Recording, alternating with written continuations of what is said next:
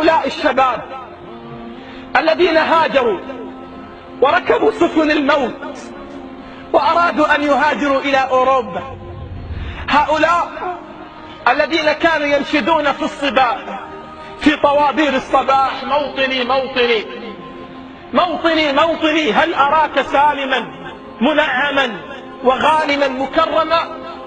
هؤلاء الشباب الذين كبروا فلم يجدوا مثل هذه الترانيم، الذين كبروا فلم يجدوا مثل هذه الأناشيد، لم يجدوا إلا الموت والألم والجوع والتشريد واللجوء والقتل.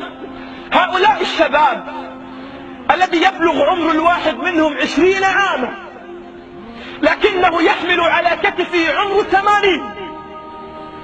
هؤلاء الشباب الذين يبلغ عمر الواحد منهم 20 عاما لكنه يحمل على كتفه عمر 80 عاما.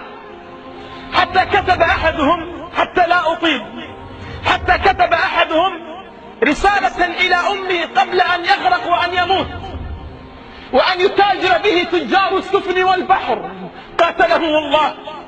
يقول لأمه قبل أن يغرق وأن يموت: أنا آسف يا أمي، أنا آسف يا أمي، لأن السفينة غرقت بنا ولم أستطع الوصول إلى هناك. لا تحزني يا أمي، لا تحزني يا أمي، إن لم يجدوا جثتي فماذا ستفيدك جثتي؟ ماذا ستفيدك الآن إلا ثمن الدفن والعزاء والشحن والنقل. أنا آسف يا أمي لأنني سافرت كغيري من البشر، ولم تكن، هو يقول لأمه، لم تكن أحلامي كبيرة كغيري من الذين سافروا، لم تكن أحلامي إلا بحجم ثمن علبة الدواء لمرض القولون لك، لم تكن أحلامي إلا بحجم علبة دواء ثمن تصليح أسنانك. أنا آسف يا حبيبتي لأنني بنيت لك بيتا من الوهم، أنا آسف يا حبيبتي لأنني بنيت لك بيتا من الوهم. ثم يقول لا للبحر بعدها: شكرا لك أيها البحر الذي استقبلتنا بدون فيزا ولا جواز سفر. ثم يقول ختامها: أنا آسف لأنني غرقت.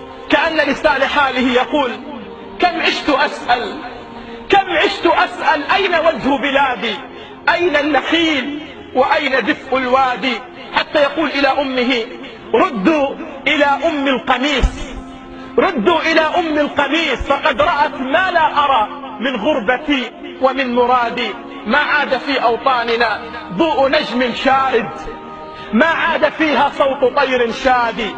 تمضي بنا الأحزان ساخرة، تمضي بنا الأحزان ساخرة، وتزورنا دوما بلا ميعاد. صرخت والكلمات تهرب من فمي، صرخت والكلمات تهرب من فمي.